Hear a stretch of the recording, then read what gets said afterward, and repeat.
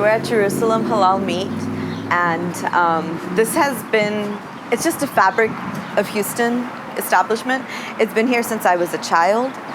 We used to come here every Saturday or Sunday, one or the other. It was a must for our breakfast or lunch.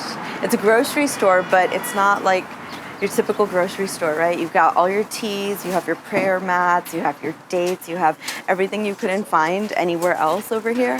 And so because of that, it was always a weekend adventure. My brother and I would come through and we would run through the aisles and get all the cookies that we knew were in Pakistan, but we couldn't find them here except for at the store. And then after all the shopping was done, we would make our way into this little corner, into this hidden restaurant that has literally, in my opinion, the best shawarmas I've ever had in my life. And the prices stayed consistent. They're $4 a shawarma. They fill you up. My mom and my brother always got the chicken ones, and my dad and I always got beef shawarma extra spicy. And so at this point, the owner kind of sees me and he's like, yeah, I know.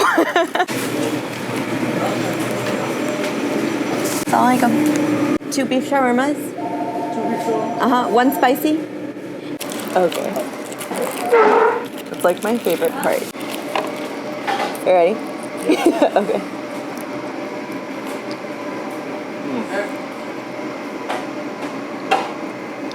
That's home. So census happens once every 10 years. We know this. And it's that count that we have at the start of these 10 years that allots our resources for the next 10. And I feel like maybe it comes off as selfish, but you know what? In terms of my community, I am selfish.